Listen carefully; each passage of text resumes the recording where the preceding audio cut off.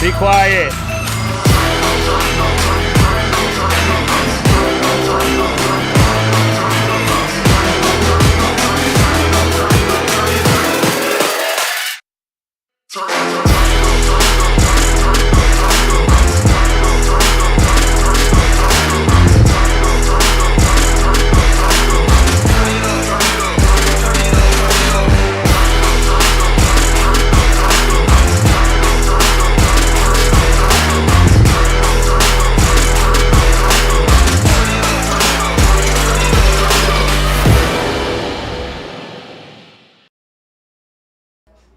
What up, what up, what up, what up, what up, what up, what's good? What's happening, everybody? I appreciate y'all for joining me over here at the Chop Shop, baby. CSGs, man. CSGs, we got, man. It's good to see each and every one of you after that crazy ended. Man, what did we just watch? What did we just watch? If you would have if you would have told me that we would have won that game after the Tari Eason bonehead foul on the three-pointer of Darius Garland, I would have said, you're crazy, you're lying. If I would have turned the game off at that time, I would have said, no, what are you talking about, bro? We definitely lost that game. Darius Garland, top 10 in free throw percentages this year, missed 2 out of 3. I would have said, you lying, man. Get out of here, man. Get out of here, man. Why you lying to me? But, in fact, it is true. It is true. It is true. The Rockets won the game thanks to Darius Garland and his lack of concentration. I would just say it was a lack of concentration. Some people might say, well, the lights was too bright, but this wasn't like a playoff game. This wasn't a championship game or anything like that. This was just a regular game on a Wednesday night. But good God, did he boink those free throws. Either way it go, man, as Rockets fans, we will take it. That's just the way the ball bounces. After giving up a 13-point lead, I would have said we lost that.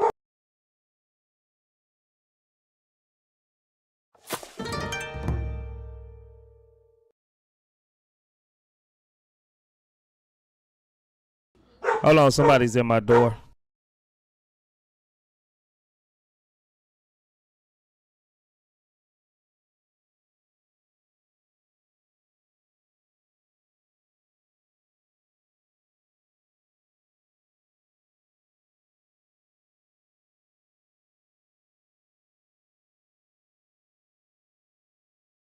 Yeah, man, my bad. My dog. Somebody knocking at my door, the dogs. But we got them dogs in us. So it's kind of appropriate today that we have dogs in the back barking, you know, even though, you know, one of our main dogs that we call a dog every time we come, Tari Eason, almost blew the game for us. But thanks to Darius Garland, like I said once again, he just lost concentration. He lost concentration, man, and it what helped us to our benefit. You know, let's see what we got, man. We got us a super chat from James Pierce. Appreciate that. He holding up a trophy. Thank you, James Pierce. Good looking out. I appreciate the support from the Chop Shop, and we also got a super chat from Third Coast Alliance. What's good, Third Coast? He says Tari uses chaos. It's super effective. If that's what you want to call it, Third Coast, if that's how you want to put it, okay. I'm not going to argue with it. But I would say this. Darius Garland saved an epic rant that I was about to put on Tari Eason, man. I ain't gonna lie. I was ready to come in here and just give Tari the business. I was ready to give Tari the business, y'all. I think this would have been the most scathing criticism that I ever gave towards Tari Eason. This would have been an epic. I would have took it back to the Silas era when I used to come here after every Silas coached game almost and just lay into him, and lay into the team. I was prepared to do that with Tari Eason today. Now, we won the game, so I'm not going to go just ham on Tari Eason, but Tari Eason, you deserve some criticism. You deserved some criticism today. Had it been for the miraculous missing of 2 free throws out of 3 and a penalty and a flagrant foul to also give them the ball back, not only did he miss the 2 free throws, we were still up 1. They got the ball back, so they could have scored again. So Tari dodged the bullet twice. He dodged the bullet twice. Open your ears right now, Tari Eason. If anybody know Tari Eason personally, send him this words of wisdom, so to say. Stop doing that, Tari. You can contest the shot without blocking the shot. You can contest a shot without blocking the shot. Once again, you can contest a shot and be very effective at it without blocking the shot. Because there's no way in hell from the position that you were in that you was going to block that shot. You already 4 foot away from him. You're 4 feet away from the man shooting the ball. He was already at his apex when he was shooting the ball. And you think that you're going to block that shot? Stop it. If this is not the only time that we see Tari in key moments of the game go up to block a shot that was unnecessarily needed to be blocked.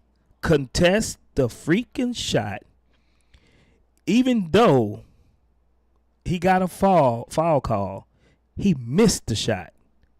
Ball game would have been pretty much over then. But you gave them life and you gave them an opportunity to win the game. Boom, boom, boom, boom. You dodged all the bullets tonight.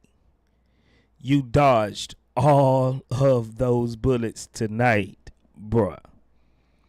So once again, Tari Eason, you can contest a shot without having to block the shot. Now, had to get that off my chest, had to put that out there. Let's move it on to the game. Now, the game, as you will expect, from 2 pretty good defensive teams and 2 teams at the top of the conferences, respectively, from both sides. It was a highly heated, contested game. A game of runs. They will go on runs, then we will go on runs. They will go on another run, we will go on another run. But in the late third quarter, early into the fourth quarter, we gave up a 13-point lead. We gave up a 13-point lead, and they went on like a 16-2 run or something like that. I almost called the game over then. I was like, well, we seen this before. But this is not your grandpa's Houston Rockets. This is not the Steven Silas Houston Rockets. We stay in games and we fight through every possession. We fight through every possession. We make most of the time, we make the possession count. But too often tonight, we gave them too many turnovers, too many easy buckets. That team is the best three-point shooting team in the league. At one point in time, it seemed like we didn't know that. Yes, Darius Garland drives. Yes, Donovan Mitchell drives. And they're very good and efficient at driving. But you can't suck up that hard on the driving and leave the three-point line wide open. This was another thing that we did not do well consistently. You know, in spurts we did. But those guys over there, y'all know the term, the true white boy shooting. Shout out to EF Hutton. The true white boy shooting, the white guys that just shoot, you know, moving three-pointers. We lost track of them too much, right? And it almost cost us in the end. But we did just enough. We had an appearance from Fred VanVleet. Fred VanVleet finally decides to come to the party. He was a little late, but he brought chips. You know, he was a little late getting there, but he brought chips. So I'm glad he came with the chips. I think he might have had some paper plates with him, right? He kept us in the game with the shooting. I think it was like 5 for 5 from the three-pointer line in the first half. That kept us hanging around, not letting them get too much, you know, build up too far of a lead. I think he made some pretty good passes, but at one point in time, after that heat check and he hit that three, it seemed like he just thought everything was going to go in. So he just started just driving, which is not his strong suit at all.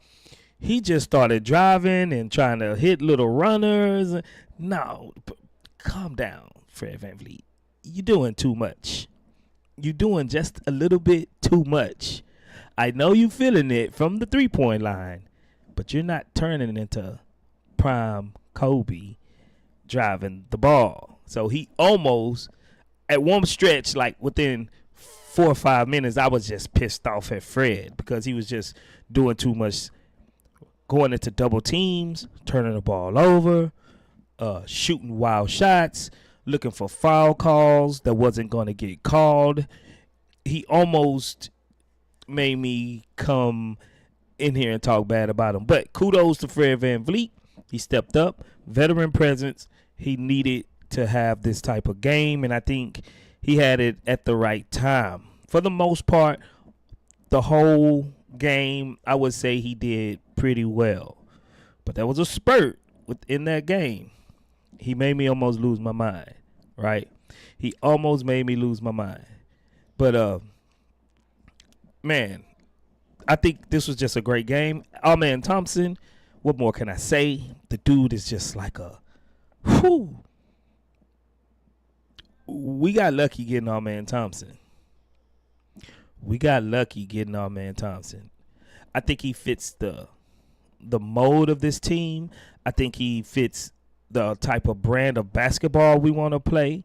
I think he fills up some holes and some gaps that was missing from this team earlier in seasons. The hustle, the rebounding, the defense. Our man Thompson is a baller. He's a baller. and he don't shy away from anyone at any time. I mean, this guy, our man Thompson is a beast, right? So let me holler at y'all real quick, man. Who in the chat with me? CSGs, who in the chat with me, man? Holler at your boy. EF Hutton in the building. In the building. Kurt in the building. Guna Arslan in the building. ILR United. Shark Shock. James Pierce. Siga Miggs. Alan Garza. Jalen Johnson. Dave Russ. Fortress Most. Who else? Chet Man in the building. JK Memes. Bumper. Who else we got in here? Tim Dunn, Lock 787, Empathy in the building. Najee, what's good with you? Abundance Building Concepts was popping. K to the MFNP, what's up? Jack 42 in the building. Rob Cortez in here with me. KDC, what's happening? Hussein Koos in the building. Who else we got? A king named Clip in the building. Omni Reality, my boy, what's happening? Rocket Power 33. Alper, what's happening? Ghost Agent, what it do, man? I appreciate everybody for coming out. K-Dog 2289, what it do? What's happening? If you want your shout out, put it in the chat. Put up the H's, put up the horns in the chat. Trishia Gullery, what's happening? What's good, man? I appreciate everybody for coming. We got a great show lined up for you, man. You know I always gonna bring up my CSG so I can get y'all take on the game. Y'all know how it go.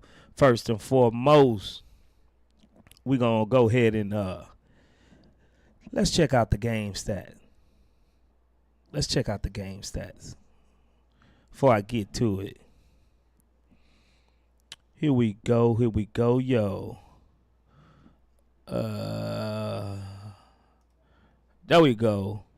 The Rockets defeated the number 1 seed in the East, the best record team in the whole of NBA this year. That will be the Cavaliers, the Cleveland Cavaliers. What's up, Julius? What's happening, Julius? Blast off. You right, baby. Blast off. They came in as a record with 36-6, only losing 6 games out of 42. But we gave them that lucky number 7 loss. Which raised our win-loss total to 29-14, second in the West. We needed this win because the Memphis Grizzlies is on our tail. You know what I mean? Let's get it. For the Houston Rockets, our man Thompson. He played 36 minutes. He was 7 for 15, 1 for 3 from the three-point line, 1 for 2 from the free throw line, 16 rebounds. Hudson Gold, what's good? What's up, Hudson? Appreciate you for joining us. Our man Thompson had 16 rebounds, 4 assists, 4 steals. He did have 5 turnovers, but when you putting up a stat line like that means he's making up for the turnovers. He wasn't just going, turning the ball over. He was a negative 10 with 16 points, but he was in there when they did a lot of them runs, right? Excellent A-plus game from our man Thompson today. A-plus game, man. You can't be mad at it, bro. Can't be mad at it. Dillon Brooks, he played 32 minutes. He was 1 for 3 from the field, 0 for 1 from the three-point line, 2 for 2 from the free throw line. 1 assist, didn't have a rebound. 1 assist and 1 steal. 4 personal fouls, led the team in personal fouls. A -2 with only 4 points. Dillon. The last few games been kind of concerning for Dillon. I don't know if he's running out of gas or what, right? But he haven't been playing like the old, like the former Dillon Brooks of earlier this season. I don't know what's going on with him. Maybe he's hitting that proverbial wall, which I think most of our team probably is. And since he plays so much defense, that I think it affects him and a lot of our defensive-minded guys more than, like, let's say our offensive-minded guys. I'm looking for the All-Star break. We need this All-Star break because then we can have a rest, retool, and maybe he's just, in a bit of a slump until he can get that week off for that All-Star break. But he wasn't exceptionally good the last 2 to 3 games. Alperen Sengun, AP.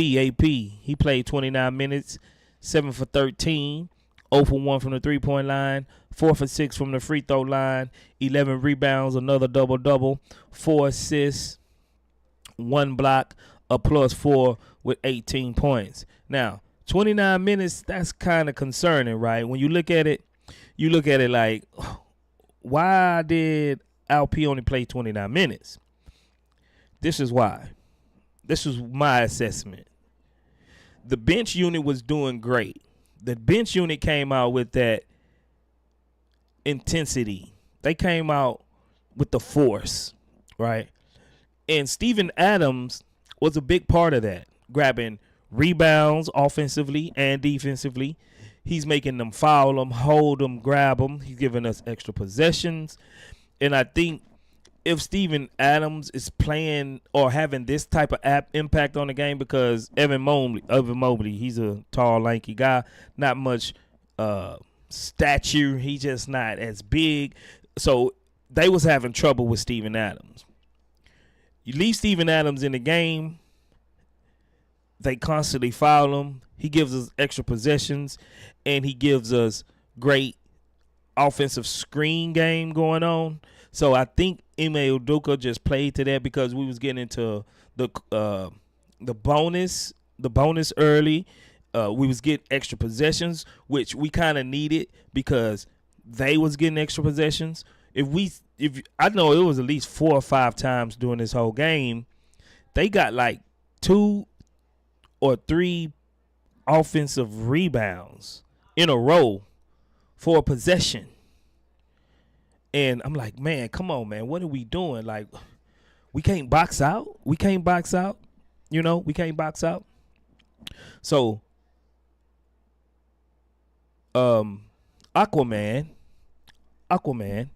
he was giving those extra possessions that we needed to try to offset their extra possessions.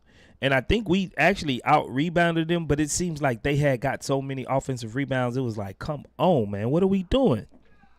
Like, what are we legit doing, right? We can't box out. So I think Steven Adams, he played a huge part in this win today. And I don't say that very often. He was key to us winning this game today. He gave Alperen Sengun a bit of a rest, and he was effective offensive rebound, setting screens, and making them foul him. So I'm not disappointed with MA not going to Sengun earlier, right? Because Steven Adams and that bench unit, they was playing well. Fred VanVleet played 40 minutes. He was 8 for 15, 7 for 12 from the three-point line. That's pretty dang on good if you ask me. 3 for 3 from the free throw line. He had 3 rebounds and 5 assists. He did have 6 turnovers.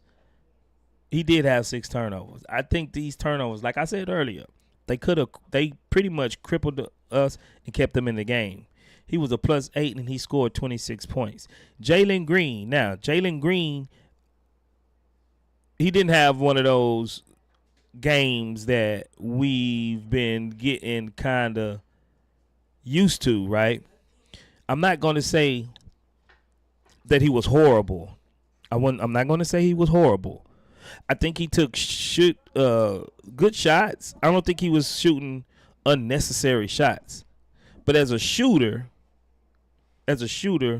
sometimes they're going to fall, sometimes they're not. Sometimes you're going to hit them, sometimes you're not. Make them mislead. Y'all know how I go. So make them mislead.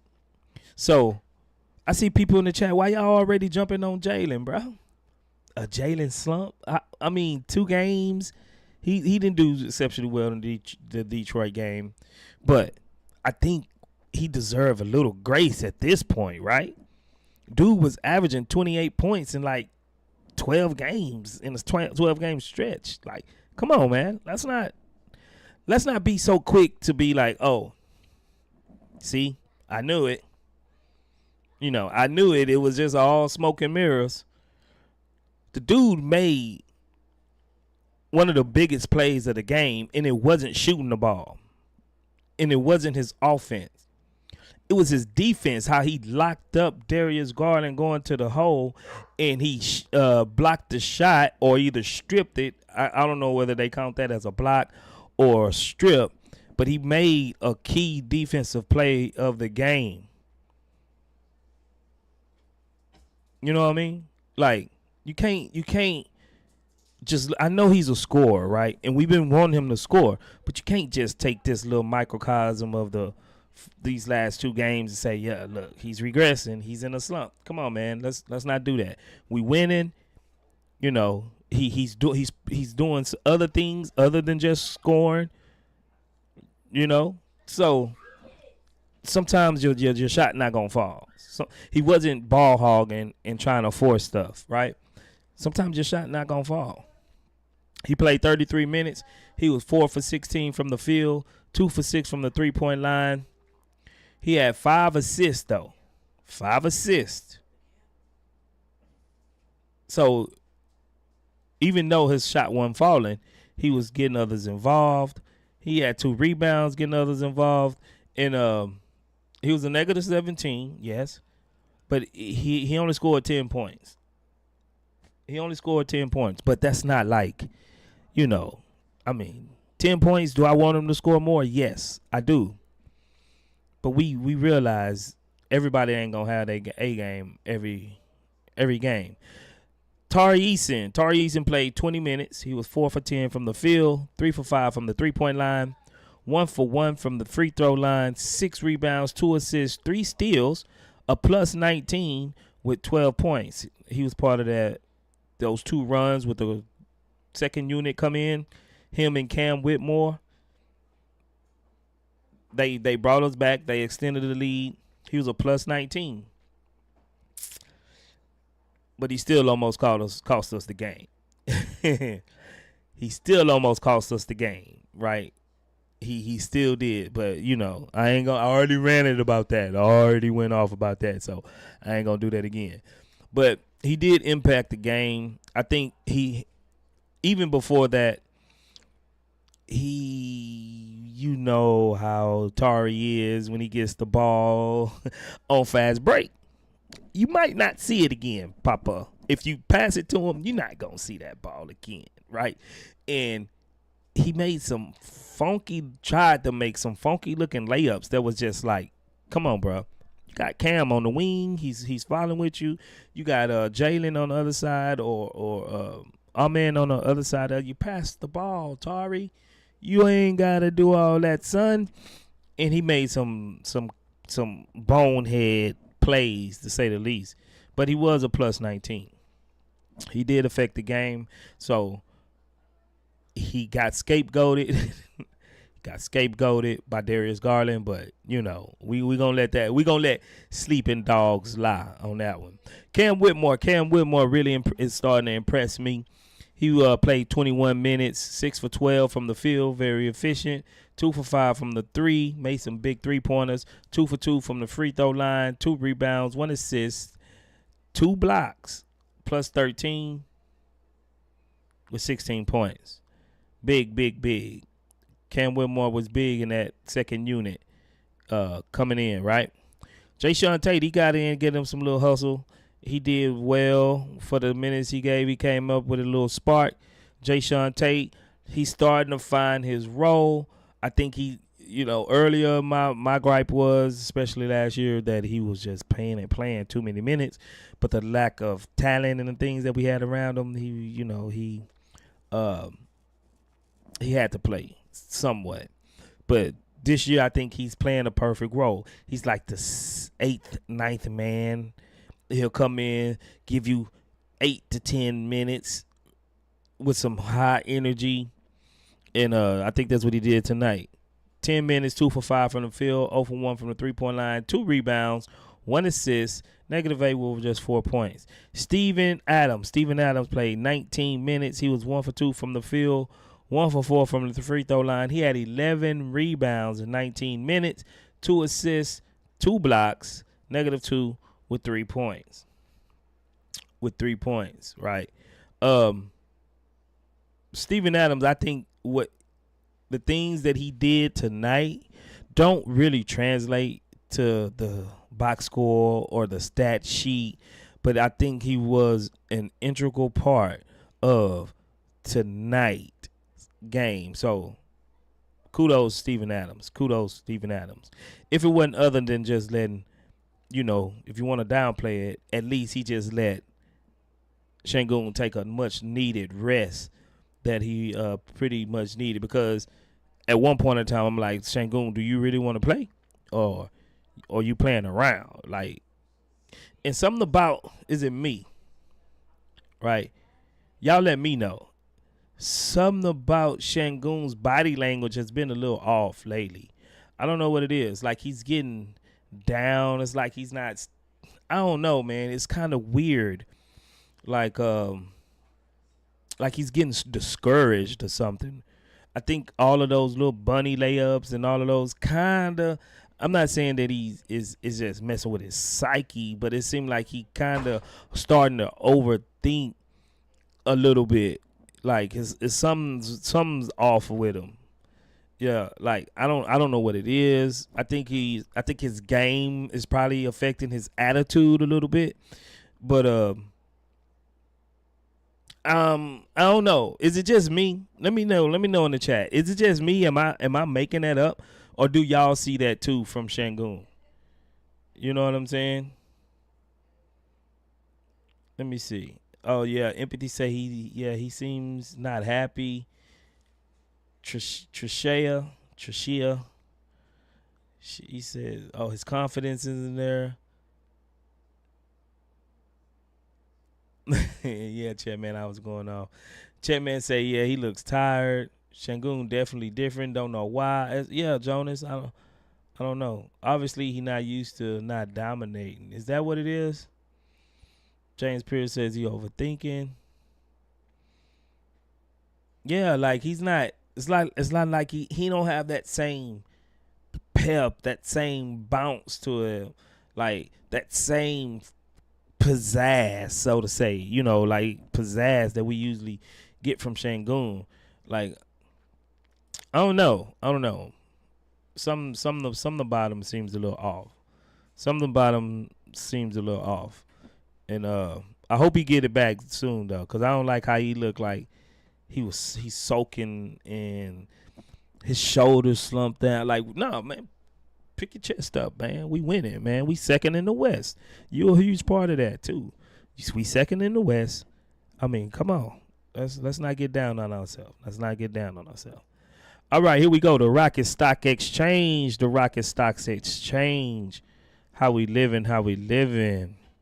We're going to go with our man Thompson. Our man Thompson's stock has been rising. It's been rising and it's steady going up. Pretty soon he's going to break the glass ceiling, man. Our man Thompson is on the rise. Me personally, I think he deserves, at this point in time in the season, that he deserves to be on a defensive all-NBA team. If he don't get first team, I'm not going to be upset. Because, it's a little cachet that go along with it. If he don't make second team, if he don't go second team, I'm going to be pissed. Like, I'm going to be highly, highly, highly upset. The dude deserves to be on an all-NBA defensive team. He just do. And if anyone disagree, then they haven't been watching the Rockets. They They haven't been watching the Rockets. Oh, I'm seeing some defensive player of the year votes. I don't want to seem like a homer, you know what I mean? But because people don't really watch the Rockets in the couple of nationally televised games that we have. We didn't put up a good showing for the most. I think he did. But I don't. I don't think too many people still watch us like that. So he definitely deserves to be on at least the second team. At least the second team all defensive team. Dude's stock is rising for the Rocket Stock Exchange. You see the Rocket dude right there pointing up? That's our man. That's our man. His stock is rising, bro.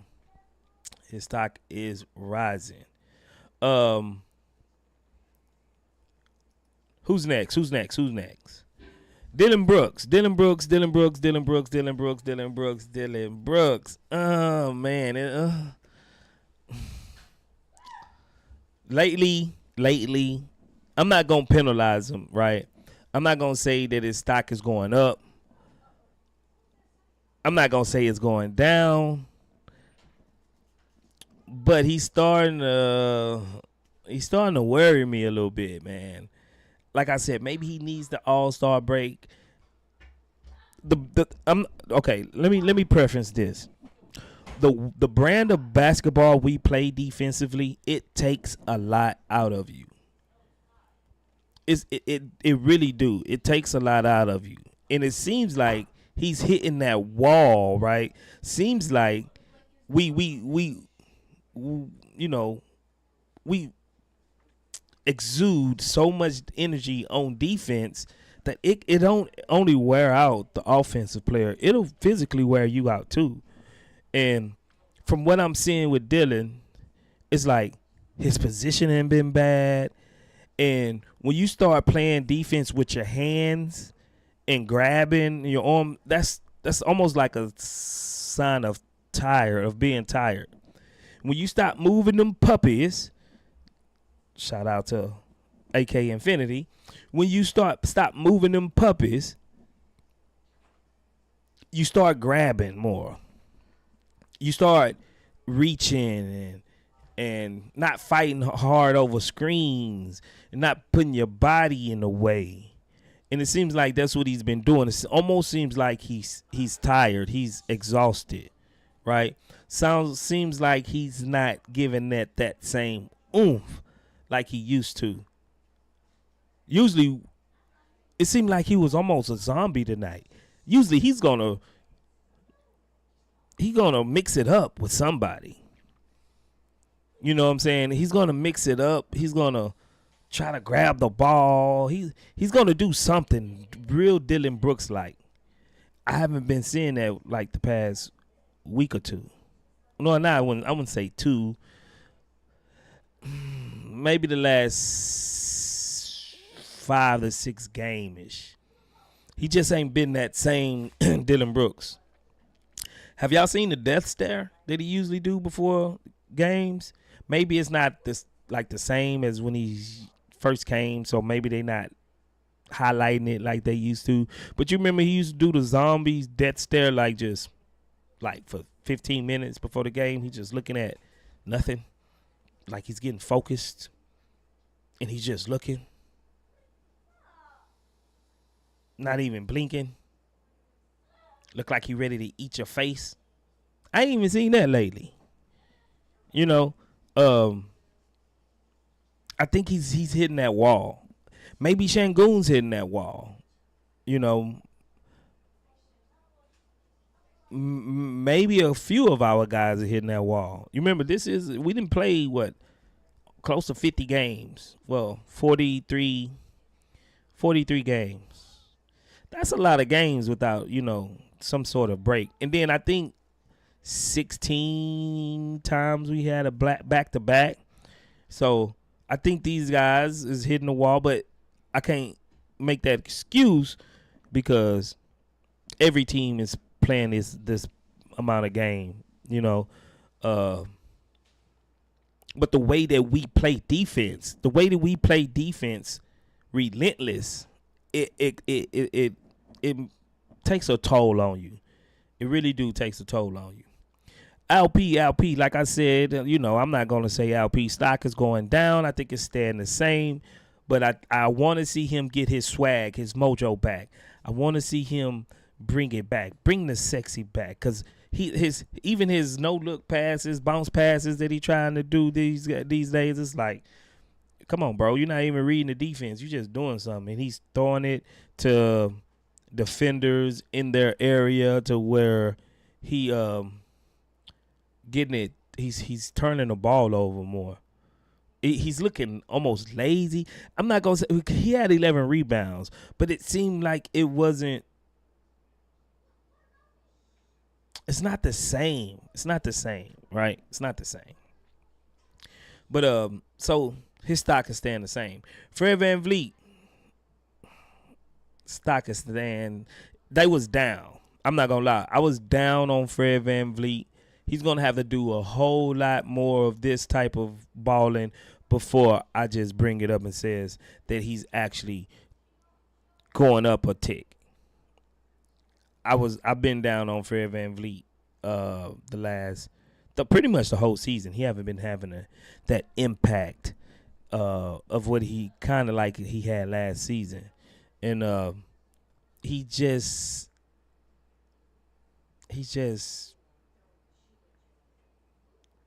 a veteran, so it's like, how much can we expect from him?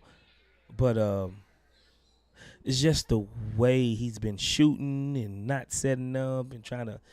I was down on him. So if he keep having games like this, I might say stock rising. Jalen Green, like I said, I'm not going to even take these last two games and just say his stock is plummeting and he's in a slump, or we knew this was going to happen. Shots start falling. Shots stop dropping, right? So I think his stock is still rising from what we was doing. You know what I'm saying? He was good. He was good defensively and assisting the ball. I think he was good. He was good. Let's see. Tari Eason stock. I'm in a mixed bag with Tari right now. He was like a demon with his head on fire, earlier in the season. He got hurt, so I'm not quite sure if he's 100%. I'm pretty sure he's not. But being hurt, don't know. His brain ain't hurt. You know what I mean? His brain ain't hurt. His brain didn't get broken or twisted. So he needs to tighten the screws up, Tari. Tighten the screws up, man. Because without those bonehead knuckle plays, then Tari he's awesome. You know what I'm saying? He's awesome. Cam Whitmore stock is going up. His stock is going up. He still get that tunnel vision, but I think he's slowly trying to weed it out of his game. I think he's slowly trying to weed it out of his game. And today I seen him actually passing and doing some things and trying to be more of a team player. You know what I'm saying? I think he hit some big shots. That dunk, that alley-oop that Tate gave him, my goodness, that was nasty. That was, that man cocked back from Jupiter. Boom, like he just paused in and out. He did one of those E.F. Hutton pauses. I like, Cam. Ooh, that was nasty. You know, hung up in there like, That was nasty, man. That was nasty. His stock going up. Jay Sean Tate, I'm not gonna lie. I think his stock is rising from where I had him early in the season. His stock is going up. I think he's playing his expected role. He's not doing too much. Once you start asking Jay Sean Tate to do too much, then he start doing too much, and then he start tripping, And I think he's found a little niche on this team where he's good. You know what I'm saying? His stock is coming up a little bit. I think his stock is coming up. Steven Adams, he about the same. But I say if he keep doing, no, I'm gonna give him a slight uptick, because earlier in the season he didn't seem like he had anything, right? It seemed like I'm second guessing. I think a couple of you were second guessing. Like, why do we even have him? Like, what is he contributing to the team? Like, what we doing here? We need us a backup big, and I still think we do need us a backup big. But he has a certain quality as far as offensive rebounding and setting screens and such that he's starting to make an impact. Right? He's starting to make an impact. Now, let's go ahead and let me knock out these next two topics, and then I'm going to bring up the CSGs. If you want to join the link is pinned at the top of the chat. So y'all get it in right now while I go through these topics. When I come bring y'all up, y'all be already there, so we won't have to wait. If you want to join the stream, link at the top of the chat. Link is at the top of the chat. It's pinned. So, and by the way, tap that like button. All you have to do is tap the like button. So we can get more and more people in here to watch, right? So, yeah, let's go with it. Offensive player of the game. I'm going to have to give it to Fred VanVleet. I think I'm going to have to give it to Fred VanVleet. He came in. He hit some big shots. He kept us in it. He hit some bigger shots when it was down the stretch. He made the free throws. Fred VanVleet is your player of the game. I hope no one else do y'all got any problem with that? Do y'all have a problem with that? Fred VanVleet, player of the game. Fred VanVleet, offensive player of the game. I'm going to have to give it to Fred VanVleet, offensive player of the game. Maybe Alp or Aben probably coming a second, but Fred VanVleet, offensive player of the game. Defensive player of the game.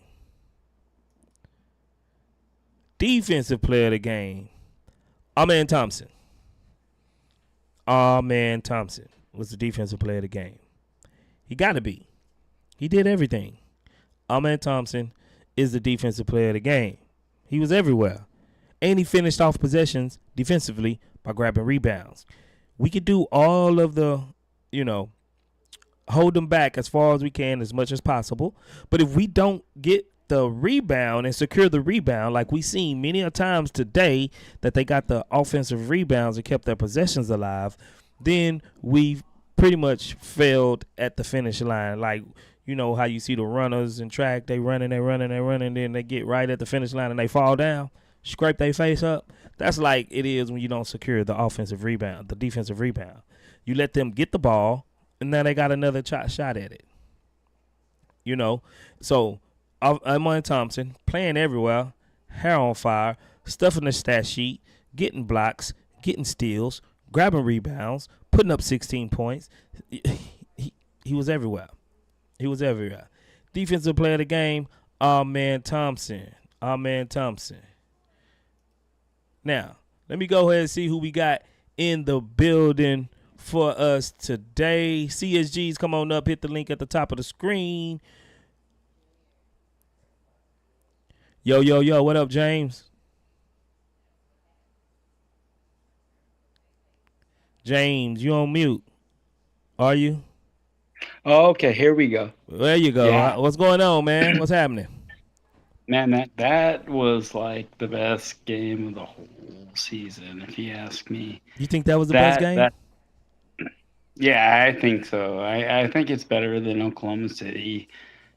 What We about just that? took What about out. that? What about that Grizzlies game? Yeah, that Grizzlies suck though, if you You ask think the me. Grizzlies They're suck? like They three in the West. they're like second round. They're gonna get out. Oh, my bad. My bad. My Maybe bad. maybe third, maybe third. They just don't got it. If you What? Really? Are you being serious? Yeah, I'm being serious. I just don't think they got it. I think I Play think solo they're game and thanks for the subscription. Go ahead, bro. well, you know what? I mean, there's these regular season teams and they make it to the playoffs. They're just not hungry enough. That's the thing. Rockets are hungry. They're Okay. hungry.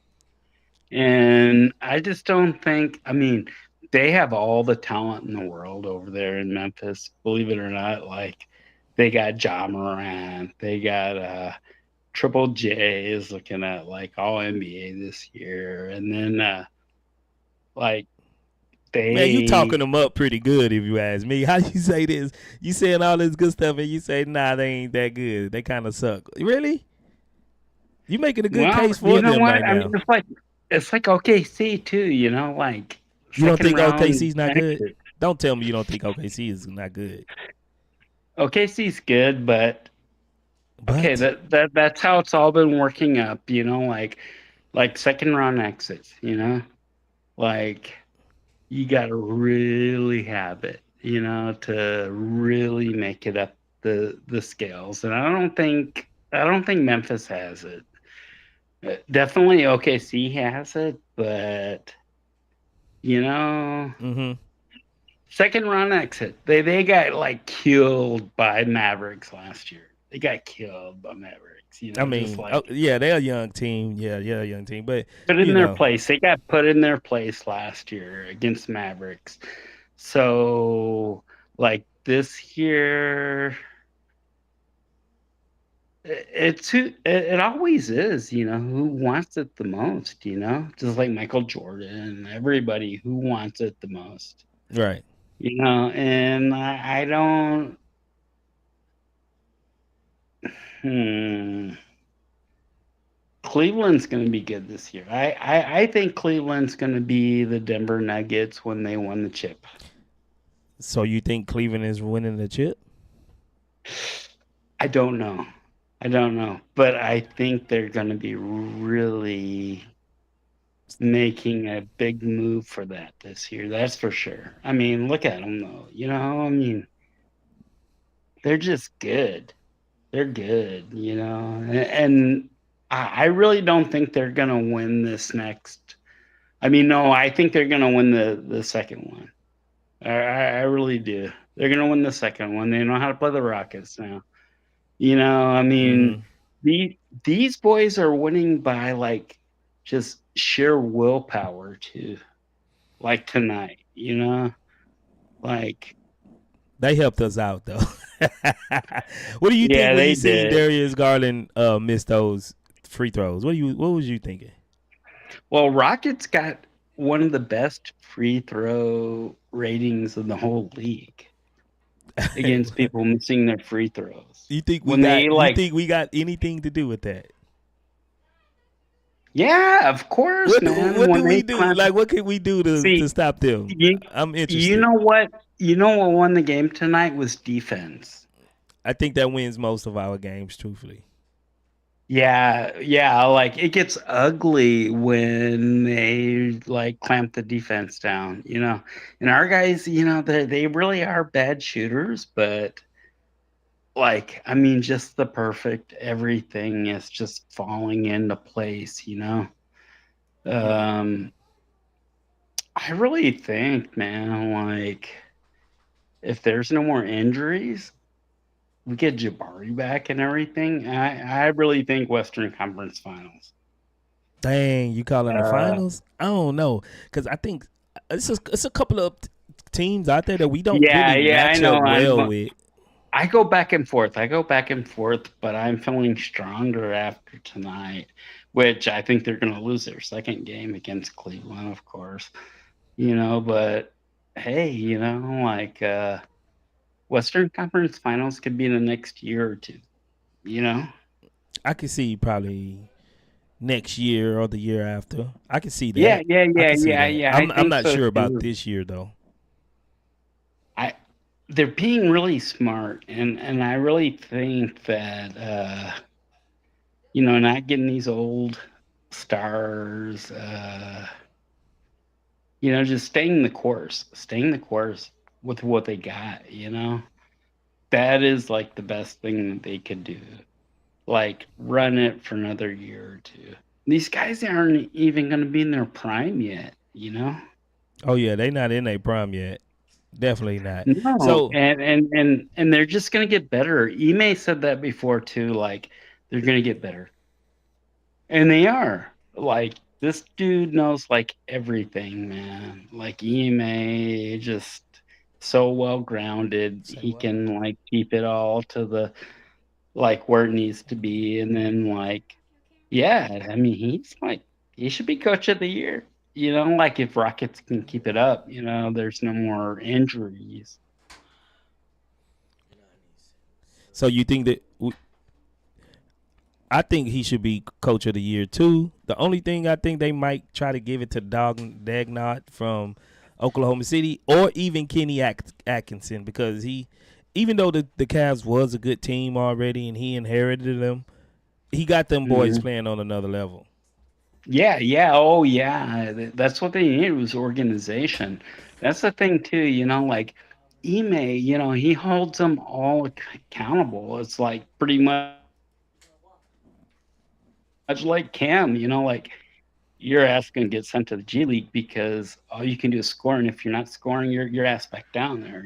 Like Mm-hmm. he is making them hungry to play, Right, he pushing the right and, buttons. He pushing the right and buttons. that's perfectly what you want. Like you want to play, well, you better be good. That's all that matters. Right, right, right. I, I, Let me I let mean, me let me let me ask you a oversimplify it. question, James, because Hmm. this kind of a hot topic going around. Do you think Amen Thompson should still be starting when Jabari come back, or do you think Jabari shouldn't lose his starting spot to injury? Well, when Jabari comes back, he's gonna be still hurt. You know, like he's Well, got to I'm work his way assuming that back. he's healthy. Let's just assume that he's healthy. Oh, he's 100% when he comes back. Yeah. Like Steven Adams, he's getting back to 100%. And dude milked it, man. Like I don't blame him either. He's on expiring. Like why why would you want to hurt yourself on an expiring contract? But like Jabari's gonna need some time back, like another week or two or three. I think that's what's gonna happen, like after he's officially back. Because he's not gonna be exactly like he was before. Well, Like he was he hurt balling. his off shooting hand. It's not even his shooting hand. I think Yeah, I know. give him a week and a half. He'll get Jabari's slow. his game Jabari's legs slow. back. Yeah, but he's slow. He's slow. He's not as he's slow. But he give us It's another gonna take. option. He give us another shooter. He was shooting well. Yeah, yeah, yeah, and total the defense too. He makes up for Sengun, and Yeah. Sengun's having to work so much harder now because there's no Jabari to back him up, and that's why he's playing. Like he's missing all these bunnies. This is my thought of it all. Like I mean, like Sengun, he had that extra weight from before. And he said it in an interview one time where, like, he can like just shoulder his way through everything, and then like so he's dealing with that now. He's trying to be like like Bam. He's trying to be like Bam now on defense, if that's the best way to put it. and Mm-hmm.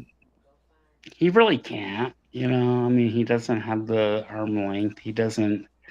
But anyways, yeah, he like I think he like dropped 10, 15 pounds and then put on 10, 15 pounds of muscle and then, had lower body fat. And that's making a big difference now, if you ask me. Nobody talks about it, but I think so. Yeah, like Jokic, he carries all the extra weight. He's pushing like 280, 270. Mm-hmm. That like he says that he plays better that way because he can push people around. Right. Yeah, well, that's just my 2 cents on Shingun and what's going on with him. I appreciate that, James. Good looking out, man. Appreciate the support. You not James Pierce that be in the chat, are you? Or you a different James? No, no, no, same one that I've been here like the last like since Rockets started rebuilding. Okay, Like I've okay. been Just wanted really to be keeping up. right. I just wanted to know who I'm talking to, because I always see you in the chat. I'm not sure if you that James or another James. But man, I appreciate your support, man, and I'm always grateful that we got some loyal, subs that stick with us, especially through the silence era. I appreciate that, James. Good takes All right, man. Be cool. for sure. EF Hutton, what's good, EF? What up, Ghost?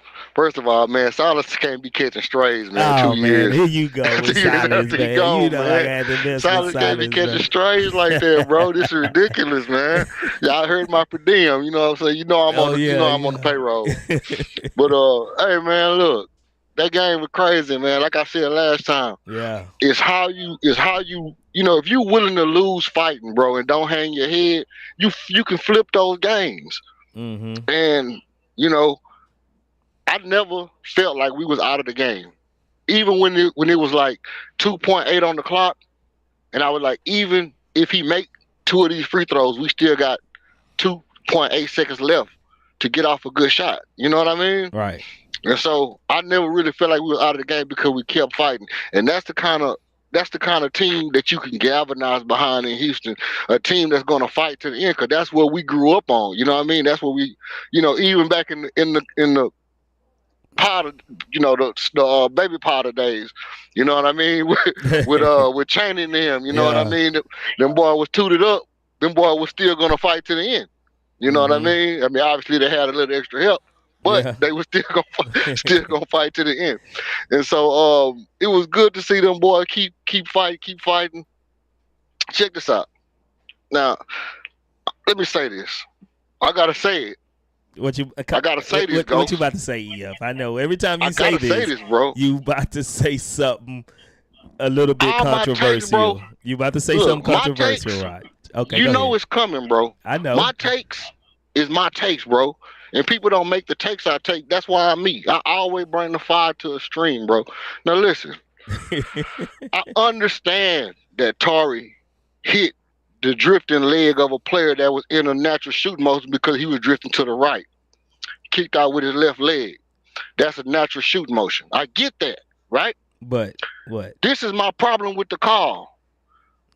That giving a player a space to land call is for players that's jumping up and coming down, and a man is sliding underneath him to where it can hurt his leg, hurt his ankle, cause him to land on you, right?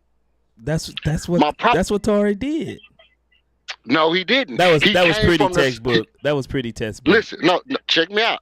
He came from the side of him, hit the outside of his left leg. If I hit the outside of your left leg, I'm not coming underneath you to where you can't land. You're not trying to land there anyway. You're drifting to the right.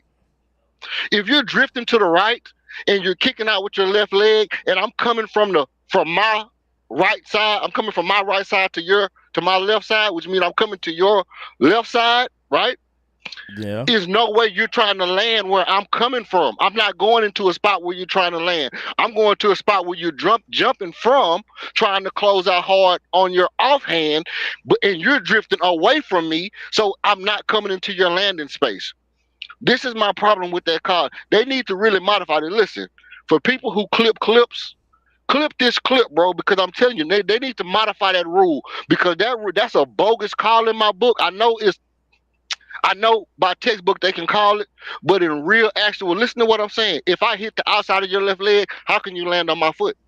I'm not even where you can land on my foot. Plus, I hit the foot that would have been landing, so that foot still can't land on my foot. There's no possible way for you to land on my foot in that scenario. So Yeah. that call to me was about as bogus as any call could be. Okay. In my opinion. Okay. Let me. Cause believe me, I've seen some crazy calls. Right. I'm not gonna even argue with that call because this is why. Yeah. This is why. Mm-hmm. He was out of position to even block that shot. He was at least four feet away from him, right? Mm-hmm. Mm-hmm. And it was the closeout. Like a lot of those times, it's not about the contact all the time, right? And it's not about the space that you give him. Yeah, you need to give him space, but you always hear him say it was a reckless closeout. He closed out reckless because he didn't even need to do that. Dude, he missed the shot anyway. He had missed the shot. Tari he gets too focused on blocking and making defensive plays, which is good. We want him to hustle, but we want to temper that to where it's not reckless. And a lot of times he get reckless. This not the first time Tari has fouled a three-point shooter in a crucial moment. I can't think of the game now, but he did it before earlier this season. That foul like that every time, no matter what, usually 90% of the time they're going to call that foul because it was just a reckless closeout. He closed out way too reckless, bro. If he was even under control, right, you know what I'm saying, and he didn't give him quite as enough room to land, they probably wouldn't just thought about calling it because, you know, they hate to put their fingerprint on games that to be decided that way. But he closed out reckless, bro, and he didn't leave that man no space. It was a foul, yeah. It was a foul. I mean, listen, I'm not denying that it was a foul. I'm not saying that the refs called something that they didn't have a right to call. They had a right to call it. All I'm saying is, in reality, and I get what you're saying. I don't even think it was a reckless closeout because hand down, man down. You gotta take up that space, bro. I mean, this is basketball. It's just like they say in football. You gotta allow a person to play basketball. I'm cheating back. The dude is coming around to the corner of the three. He jumps. He's drifting to the right. I'm closing out in a direct line to where he jumped from. Mind you, I'm not going to where he's drifting to. I'm coming in a direct line to where he jumped from. I hit the outside of his left leg. And all I'm saying is hand down, man down. So what you want me to do? Not close out? No. But if the dude is jumping and he got his leg out, okay, that's a natural shooting motion. I can't take nothing away from the fact that that's a natural shooting motion. But do you want me to not play defense? Because he got his leg. Your leg is what? 3 foot long. You got 3 foot, a foot and a half from your body, bro. You already on the line. You got another foot and a half. So that means I'm supposed to give you 3 feet to just shoot the shot. That's not even realistically basketball wise. You gotta try to contest the shot some kind of way. And if the man is running, drifting, kicking, you want your foot and a half space because you got your leg out. You want another foot and a half because I'm supposed to put my arm length, and you just going to open shot. You just want to open shot because you jumped and drift to the left with your leg out. I can't give you that. But he was out of position though, EF. Not. I mean, obviously it was action going on that side of the ball, so it's gonna be a little out of position that you gotta account for. But you're always out of position till you get back in position. You know what I mean? And this is my whole thing is just this. I hit the outside. The You're not that even supposed to bro. realistically, Listen, you're not even supposed to hit no. You don't even supposed to hit their lower body when they're shooting so like foul. that. It's Foul, gonna be a foul either way. Either way, that was gonna be a foul. Foul, I get it. That's what I'm saying. I'm not arguing with the foul. I'm not arguing with the foul no kind of way because it's a foul. But it what seems I'm like saying you're is saying that you would have swallowed the whistle. No, I'm not saying I wouldn't. I know I wouldn't have swallowed the whistle at all, and I didn't expect the ref to swallow the whistle. What I'm saying is the upgrade to flagrant and the ball back to me when okay, listen. When Bruce Bowen used to slide up under people, he was doing that intentionally not to give them space to land and to try to hurt them. When that's why it's reckless. Zaza Pachulia, huh? That's why it's called that way No. with Pachulia. When Zaza Pachulia slid up under Kawhi, he was doing it not to give him space to land and try to hurt him, probably, right? That call was not intended for if a player jumps and you hit the lower part of their body and there's no possible way they can land on your foot. That call is so I can't land on your foot. How can you land on my foot if your whole body, none of your body is directly spaced to where it can land on my foot, and your foot that would have possibly landed on my foot is in the air, not going to land before your other foot lands. You understand what I'm saying? Your right foot is going to land, your left foot isn't even going to land because you got your foot kicked out. So if your left foot is kicked out and your right foot is going to hit the ground first, there's no way I can possibly hurt you in that scenario by you landing on my foot. So that's the reason that I'm saying that particular call to give them the flagrant for landing on somebody's foot and give them the ball back to me, that needs to be reviewed and modified, bro.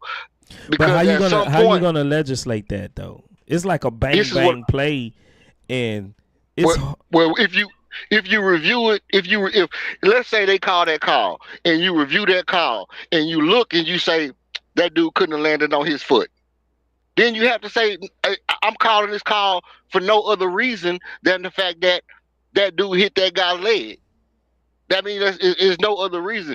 And I'm not saying that you should be able to go by and trip a person, but I'm also saying that if it's natural contact in the act of basketball, it's a natural sports play. It's natural contact. It's not nothing about that was malicious or facetious or anything like that. It was a natural contact, and there was no way the guy could have landed on his foot. You know what I mean? And obviously we can agree to disagree, but I just want, people to look at that, and I want maybe the refs to look at that call and say, could he have landed on his foot? Is the reason that this call being implemented into the game, was that possible on this particular play? And I don't think that the reason that they made that call a call in the game today, I don't think it was even possible in that play. And that's why I say that call was, to me, a little bit off base. Okay. Now I'm gonna let you finish. I'm gonna say this on this point right here. Me personally, I would rather them call that call because it's to protect the player. When the player is up in that motion, he's defenseless, right? The defensive guy, he got more control over his body to where he don't have to get that close to him to the dude come down and hurt himself. Because we seen injuries happen like this. Kawhi missed the rest of the season pretty much because that happened, right? And I think people start to take advantage of that. If I really wanted to hurt you, EF,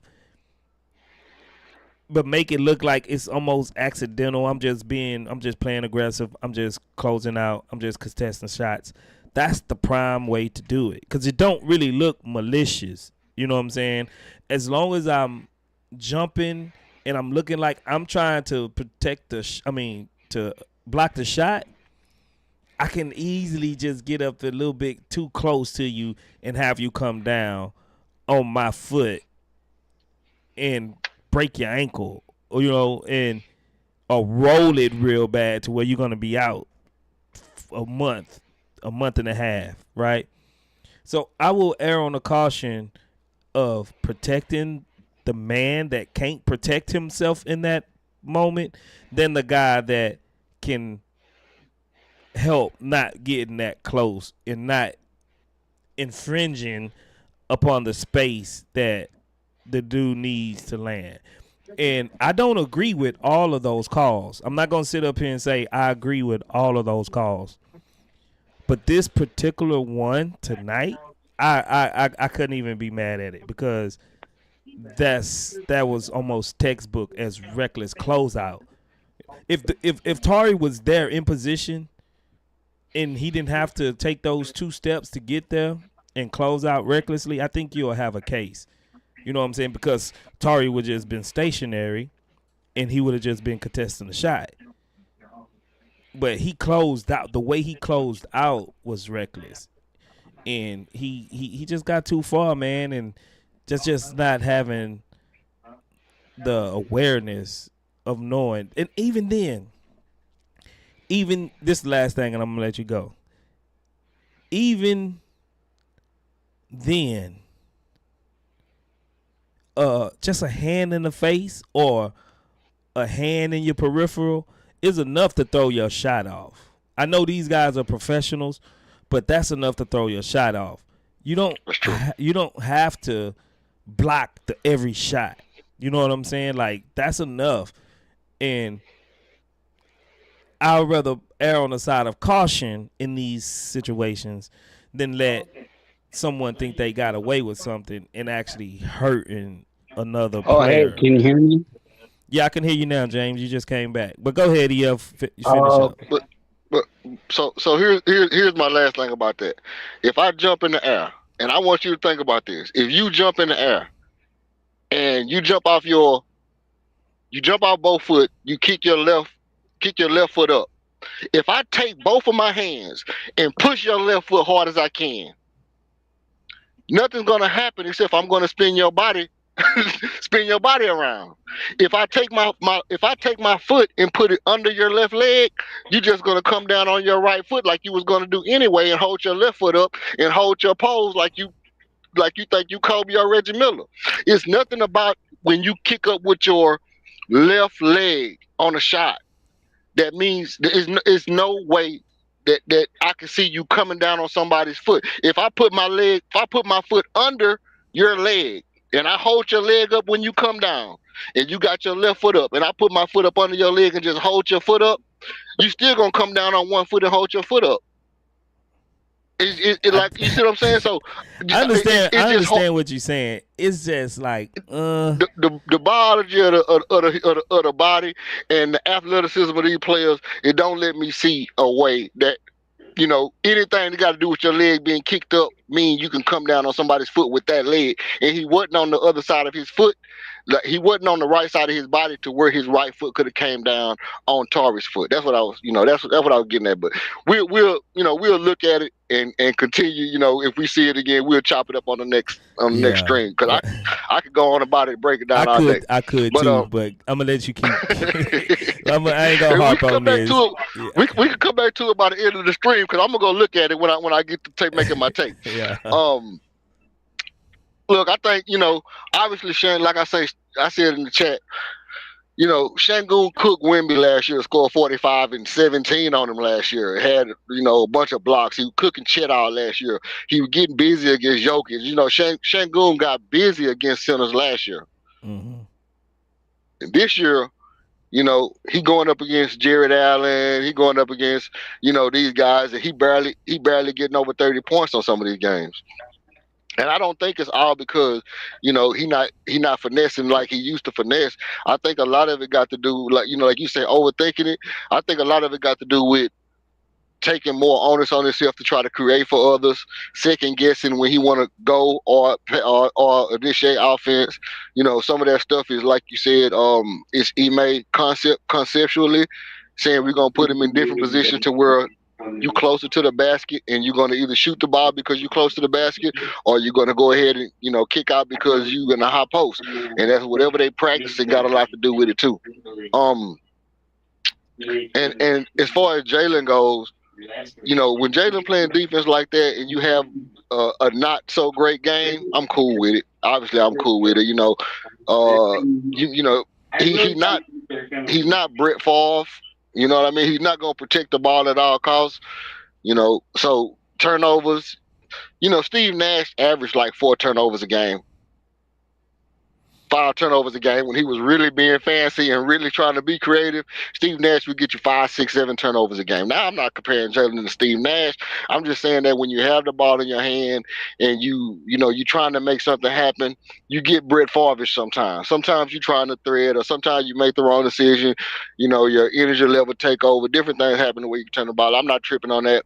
I just want him to stay confident and attack more. My concern with Jalen was when it seemed like the referees was calling fouls when players was going to the basket in the second half and in the beginning of the third quarter, it seemed like the ref was calling a lot of fouls for players that was driving to the basket. And I didn't see Jalen getting down the hill when the ref was giving players the whistle for driving to the basket.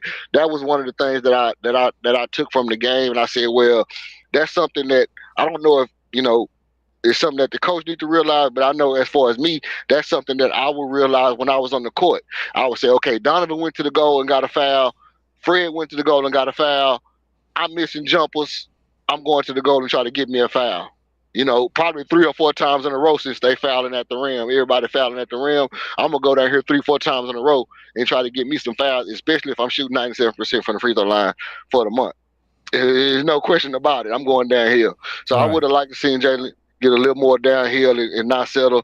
He might have been on some, Houston, type stuff, and we know how that can do young players at times, family and whatever, you got your kids up or whatever the case may be. So it could have been any of that. Fred, again, man, again. Fred, when you need a shot, bro, Fred is clutch when you need that shot, bro. And it ain't like clutch like Maxwell clutch or like, at the buzzer type clutch, but it's like, we need a shot.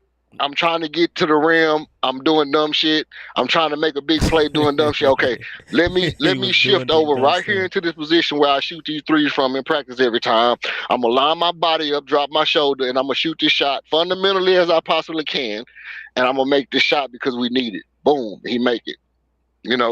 That's veteran resolve. That's cool, calm, and collected veteran resolve. I got my head on my shoulder, grown man beard type shit right there. I can mess with that. He make timely shots. You trying to say he make timely shots? Yeah. Timely shots when you need them. And all around he was a good guy. I like to see Cam, doing his thing. And we talk about like Jalen, Cam, shooting guard, opportunities and stuff like that. I think they're the perfect two-headed monsters. If you can convince Cam to be like, hey, man, look, you are our shooting guard, you are our Lou Williams, you know what I mean? You got one of the most important roles on the team. I'm going to touch on that in a minute. That's a great two-headed monster, man, because Cam, like I say, to me, Cam got one of the most Clay-like releases in the league as far as catch and shoot quickness and form, how he can catch the ball and barely go 2 ticks from where he catch it and shoot it so quick. It's amazing. And then just 345 getting down here with that kind of athleticism is crazy. Now, as far as the 6-man thing, I like Cam as my 6-man. I did hear people on national platforms. I don't know if it was Locked on the NBA or one of those platforms that not Rockets driven, that said they were talking about season awards. And somebody was saying Defensive Player of the Year will Wemby get it. And the guy was like, I'm going to tell you right now, I would vote for Armin Thompson. He said, I will vote for Armin Thompson for Defensive Player of the Year, and I will vote for Armin Thompson for 6-man of the year. And I was like, that would be awesome if Armin could get both of those things. Yeah. I checked. There's never been a player that has won Defensive Player of the Year and 6-man of the year. Right. So I think Armin, to get that would be great. With that being said, I felt like Armin should keep his starting position. But if it's an opportunity that he can get Defensive Player of the Year and 6-man, I wouldn't, I wouldn't be opposed to that. As far as Jabari coming back, James said it. What I believe is that he's going to have to work himself back in conditioning. Not that his injury will be so bad to where he just can't do it. I think, it's nothing like in-game reps to get your conditioning right. And I think that being off the court, he's going to have to get his conditioning back together. And as far as Dillon goes, Dillon made one play that I really didn't like today. It was like 2 minutes left in the fourth, I think. And he wanted to make that shot. He knew we had to make a shot, and he wanted to get inside the defense because they were playing the zone so much that we wasn't getting a lot of easy looks at the basket from inside the 3-point line. And he had snuck inside the 3-point line, and he was calling for the ball. He got it. He kicked it back out, and he got it back, and he rushed his shot. And when he rushed that shot, Jalen was wide open at the top of the key for a three. And I think he had his mind dead set on we need this too, and I have to try to get this too because we need it. And if he'd have just been a little more alert, he had Jalen wide open for the three. That probably would have broke the momentum from them guys and probably would have went on ahead and took their lead on out to the end. But I'm glad we got the win. Appreciate that. Hey, EF, we're gonna come back to you. Before we proceed, man, we only got like 55 likes on it. We had 100 and some people watching. Hit the like button. That's all we ask y'all to do. Hit the like button. Matter of fact, I ain't gonna even proceed till we get to 100. Man, we got 96 people watching right now. Y'all can hit that like button. I know y'all like them conversations. I know y'all like to be engaged, but take 2 seconds out and hit the like button. It helps. It really, really, really, really, really, really helps us. So if you want us to be, have a bigger reach, please hit the like button. Please hit the like button. It's all y'all got to do for us. Come on, let's get it up. Hit the like button. How many likes we at right now? I do this. I'll stop the show. Right? I'll stop the show. Just hit the like button. Hit the like button. I even have a bot that's telling people to hit the like button. You know what I'm saying? Y'all still don't hit the like button. Come on, y'all. Come on, Rockets fans. What are we doing here? Come on, Rockets fans. Let's get the likes up. You see 65. How many likes we got?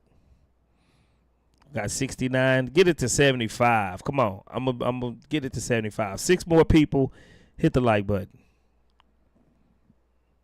We're a small channel. We don't have 50,000 people watching, so we got to get into the YouTube algorithm. That helps. And it brings more Rockets fans in.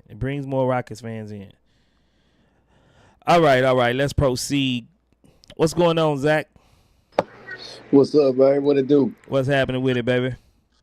Shit, man. Chilling, man. Man, that was a good game, man. Old boy said he never thought we was out of there. I for sure thought we was out of there. I knew we was done. When they called that flagrant and the foul on the 3, oh, you should have seen me. I'm running around the house. I'm yelling. But yeah, they playing real good though, man. Yeah. They playing good. I think people really they really kind of got to get off that Sengun, trying to go through Sengun in the clutch, bro.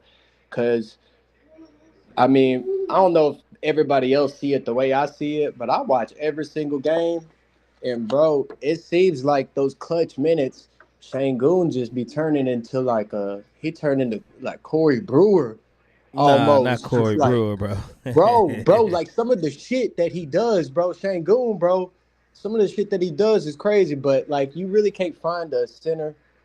We got to work with what we got because he is special. I do agree with that, but I don't understand why he doesn't make those dimes like he used to. You remember when he first came in? Yeah. And how you really don't see that part of his game no more, bro. Like the behind the back and the no look passes. I don't know why that's really taking a decline in his game. But I like Amen, bro. I think Amen kept us in the game, bro. More than people realize, bro. Like his effort is ridiculous. Mm-hmm. How he gets those hops, man, and how he gets those rebounds, bro, because he gets those second chance putbacks, bro. Like he'll jump up there and get 2 of them off for one play, bro. And it's like, man, that dude is incredible, bro. He's absolutely incredible. I can't wait to see Bari come back, bro. I like Bari, bro. Yeah. I think what happened with Bari it's really unfortunate because I really feel like he was about to turn the page, man. His shooting was lights out, bro. Like the boy played defense, and Bari is a real dog, bro. Like the thing about Bari that I like too about him, bro, he really ain't got all that. He got that real dog mentality, bro. Like he ain't flashy. You know what I mean? He really want to win, bro. Like I feel like a lot of players they come in and they too worried about how they looking and they outfits coming in Right. and things like that. You know what I mean? And we really don't got to deal with that too much on the Rockets. I feel like everybody on that same mind frame. Jalen think he a supermodel though. We just got to live with that shit. He gonna do what he do. He a puppy. You know what I'm saying? Yeah. You know what I'm saying? But uh, and I've been telling boys this too. I've been defending my boy Jalen for one because I've invested into Jalen, all his rookie cards, autographs, all kind of stuff, right? But I've been telling boy, man, you got to let this dude, you got to let him pan out, bro. Like the Rocket fan base that talking about like, because I remember it wasn't a month ago, motherfuckers they want to trade Jalen and keep Cam. I'm Right. telling man, you got to be crazy, bro. You got to be crazy because Jalen do what Cam has yet to submit to. See, the thing that's holding Cam back, in my opinion, the thing that's holding Cam back is that unlike Jalen, when Jalen came in, is a lot of hero ball when we was under that email Silas bullshit, right? So Jalen was really just out there, just trying to get his, bro. Now, when he started trying to win, that's when he started focusing on the areas of his game that he lacks in, right? Mm-hmm. And so when he start doing that, bro, of course his scoring's gonna go down. Of course he's gonna get posterized or he's gonna look foolish because now he's actually trying to play defense. Now he's actually contesting some of these shots. You feel me? And so it. But the thing about Jalen is he's willing to be coached, bro, and coached hard because he wants to be great. You feel me? And right now, I don't know if anybody else saw it, bro, but there was two times because I like to watch I like to watch their body language, man. And and it was two different plays, bro, where Cam they had to yell at Cam because he wasn't even looking. Like it was one play, like Jalen had to yell at him, like, "Hey!" Like Cam had because he had came back down. Did I lose, bro? Yeah. Nah, am I here? Am I Yeah. here? Yeah. I hear you now. I hear you now. My bad. So yeah, like it was one play. Cam just, it was a busted play. He coming back on defense. I mean on offense, and he really just wasn't looking. And Jalen had to like yell like twice at him. And another time it's like, bro, like he's celebrating, and Fred had to tell him like, hey, come on, get back, bro. Like get back.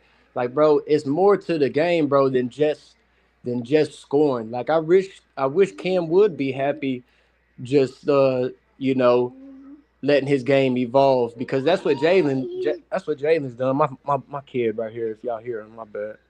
You But good? yeah. So I mean, Jalen, he trying to do everything now. You know what I mean? So and I appreciate that. And yeah, it's gonna be it's gonna be rough, right? People gonna start questioning him and all that. But I think that he's gonna be the go-to guy, bro. It ain't gonna be Shangoon, bro. Shangoon cannot take that kind of pressure right now. Not right now, bro. Like he looked like he's still growing into his body sometimes the way he moves. And that same awkwardness lets him dominate a lot of times because it's really hard to get a beat on how he moves and the Right. angles that he takes. You know what I mean? But sometimes he tries to just do a little bit too much. And hopefully he could figure that out, bro. As the season starts to close down, this shit starts to get real serious, bro. And you cannot afford to have cluck moments, bro. Those cluck moments really will take you out the game. Speaking of which, let me just say something else. Steven Adams, absolutely beautiful, bro. Absolutely beautiful. People don't talk about that, bro. But like, there's times when Steven Adams comes into that game, dog, and it's just like that's you just see him everywhere. You know what I mean? All across the boards, bro. Defending, bro. Like he's a good passer, bro. He doesn't try to do too much that he know he can't do. You know what I mean?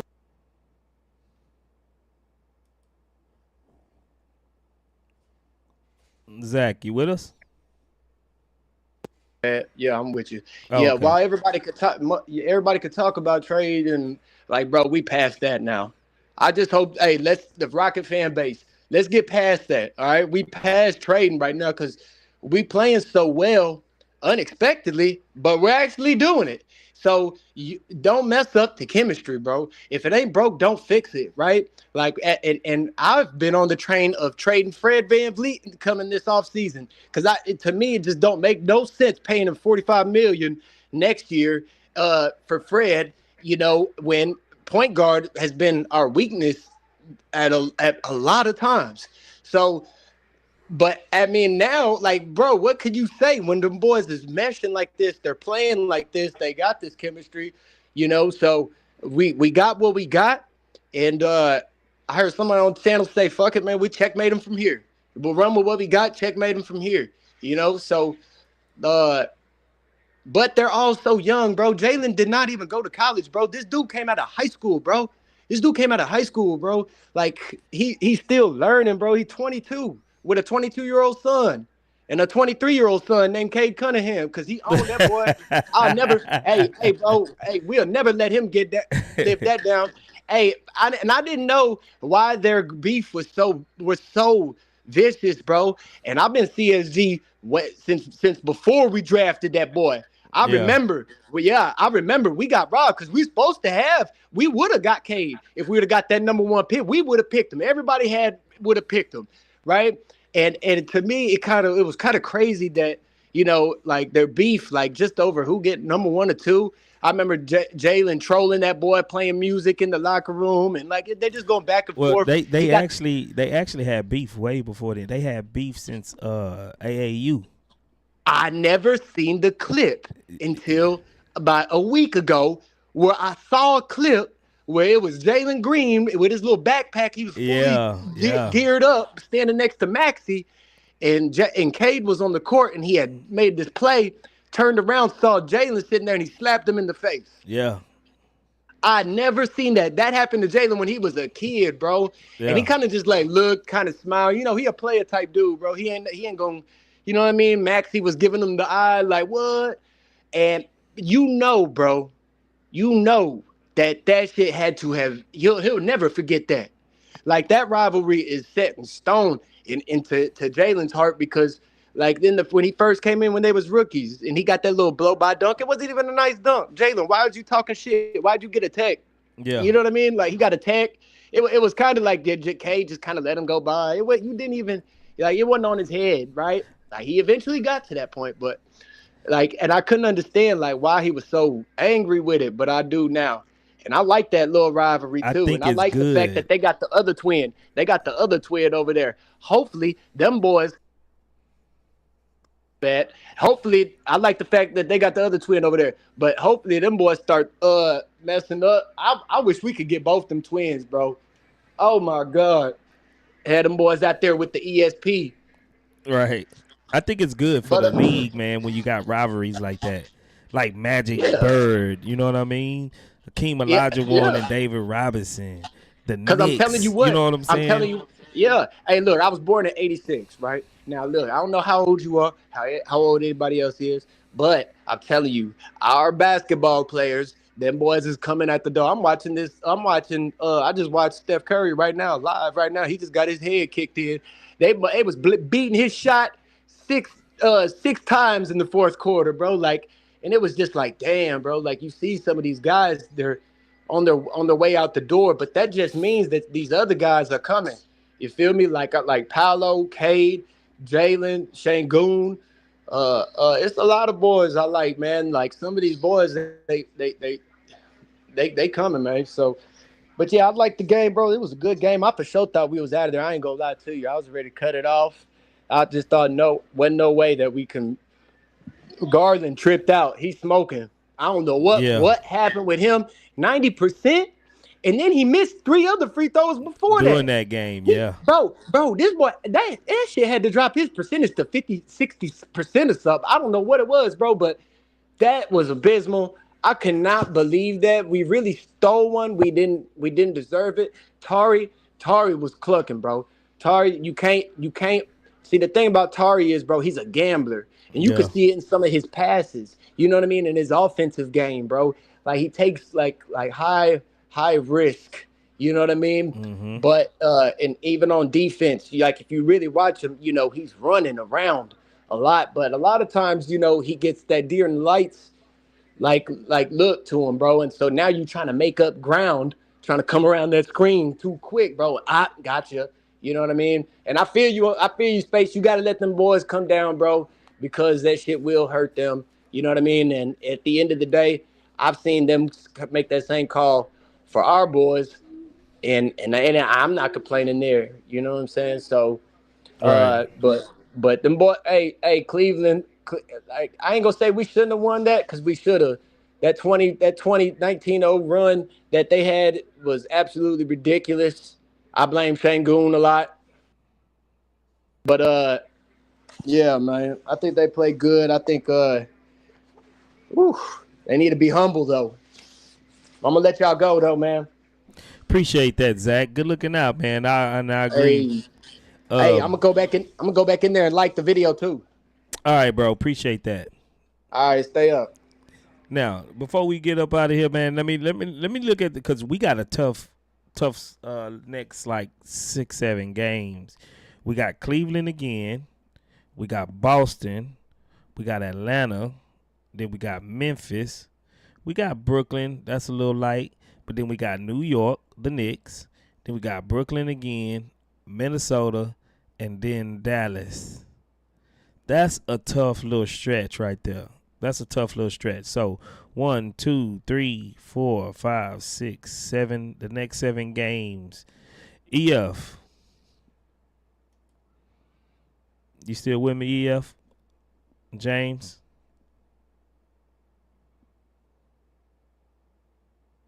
Okay, y'all just want to sit in here? All right. Well, I would say we lose the next one. I think we're going to lose at Cleveland. We got 5,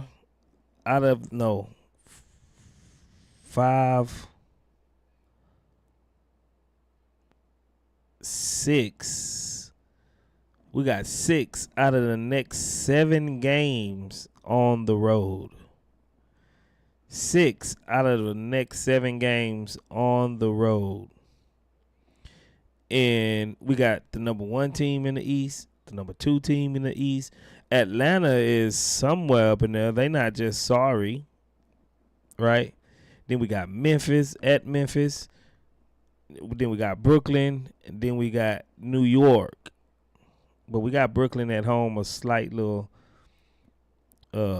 brief home game. And then we go back on the road, okay? After we play Brooklyn at home, we go back on the road for New York, Brooklyn, Minnesota, and Dallas. So that's 8 out of the next 9 games on the road. 8 out of the next 9 games on the road. We play Memphis on TNT, though. We got us a TNT game with Memphis. So, if we can go 4-4 or 4-5, realistically, if we can go 5-4, that'd be good.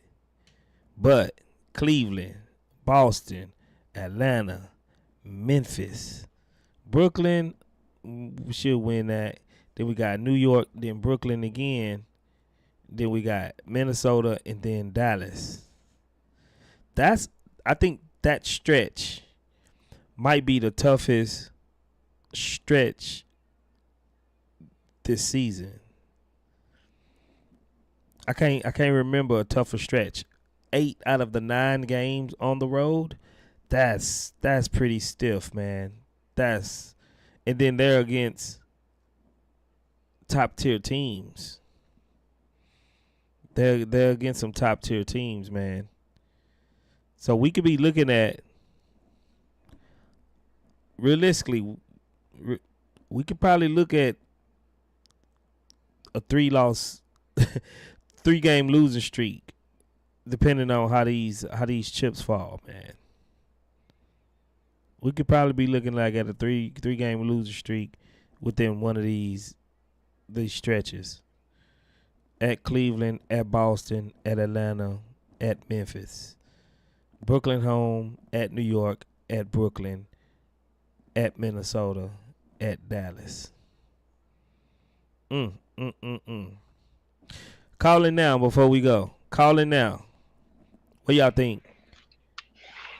I think we're gonna get Atlanta. I think we own Memphis right now. I think we own Memphis. You said Cleveland and Boston. We got Cleveland, Boston, then Atlanta, then Memphis. Hey, these boys scared of Drew Holiday, man. I ain't gonna hold you. Derrick Holiday and Drew White give our team fits. So I'm scared of Boston. I'm not really tripping on Cleveland right now. I don't think Cleveland. I think Cleveland wins by committee like we do, but they don't got they got the offense. They the offensive version of us. You know what I mean? They got everything, no holes offensively, and we got no holes defensively. So I think we can beat Cleveland. I don't think Cleveland really can take us if we both on our game. If we both playing up to our potential, I think we better than Cleveland if we play up to our potential. You know, which say this. You know, when I say that I think we get to the Western Conference Finals, I mean it's only really 4 teams I think can stop us. And that's OKC, Denver, Lakers, Warriors. Because I believe you have to have a guy that can get you, 30, 40 points if you need it. And those are only 2 teams that I know that can consistently do that 4 games in a row. Obviously, LeBron or AD can get you 40. And I mean, Memphis could, but they don't got everything else to go with it. But obviously, Curry and Jokic, and those 3, and then Shea, because they were around it. But maybe Ja, huh? Well, I'm saying stop us from getting to the Western Conference. Stop us from getting to the finals. Yeah. So I think those 4 teams can stop us from getting to the finals. I think, the good thing about the playoff race is, based off my conspiracy theory expertise, I don't think there's no way we play Chet and Wemby in the playoffs. You know what I'm saying? Just the fact that they have a rivalry. Is Wemby? They fight for a playoff position. Like 10th seed, 9th seed? Yeah. Yeah, and I don't think they're gonna drop out to try to hit that lottery. Try to hit that lottery again. Let's see. I think Chris Paul on the team. I think they're gonna go for it. Let's check out the standings real quick. Well, I got y'all here. And I think that there's no way that Wemby and Chet in the playoffs and they don't play each other. That's too much money for the NBA to let pass. I believe they'll pull every rabbit out every hat in the history of hats to make sure that Wemby and Chet play each other in the playoff, which means Wemby them get bounced because Chet never keep going. Well, as of today, is OKC, us, Memphis. We only a half game up on Memphis now, but technically it's more like 2 because we beat them 3 times. Then we got Denver in the West, the Clippers. Seem like we just match up good with the Clippers. Denver, we played them, but Jokic didn't play, so that's another story. LA, we done blew them out a couple of times this season. Sacramento, they give us a hard time every time for some reason. Minnesota, we done beat them. Dallas, we beat them. Phoenix, we haven't played Phoenix yet. So those are the top 10 teams. Golden State and San Antonio is at the 11th and 12th spot right now. And the way Golden State been playing, it don't seem like they're going to be making any moves to try to push up. I wouldn't be surprised if San Antonio end up having a better record than Golden State. The way they've been playing lately, they've been losing by like 40, and they've been getting it took to them. But as of now, we'll be playing. Well, it depends because that play-in tournament. But if don't nothing happen drastically, usually if this was just a regular season, we'll be playing Sacramento first round. As of now. I think that's a tough first round opponent. I'd rather see the Lakers or the Clippers in the first round before I see Sacramento. That's just me. I'd rather see the Lakers or the Clippers before I see Sacramento.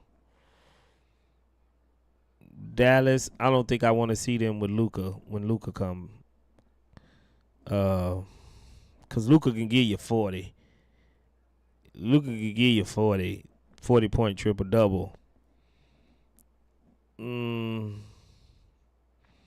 If I wanted to play any one of these teams in the first round, let's say the last 3,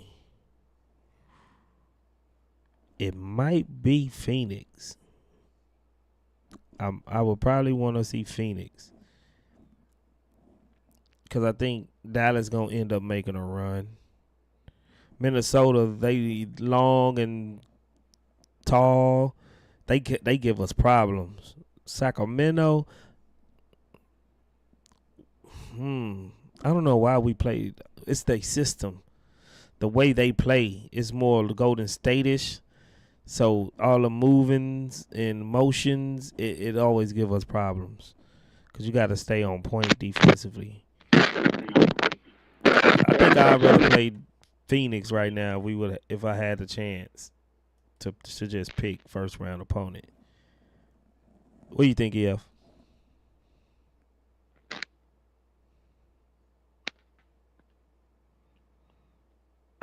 I can't hear you, bro. Something wrong with your mic. Sound like it's popping. Can you hear me now? I can hear you now. Okay. Now I say now Sacramento, they got players that can get hot real fast, like Malik Monk and De'Aaron Fox. Them guys can get hot, and Murray and all that. They can heat up on you, and Sabonis kind of not neutralizes, but they kind of balance out. Sabonis and LP kind of balance each other out, or cancel each other out, should I say, for lack of better words. I think LP is more important to us than Sabonis, so no, I don't really like the Sacramento match.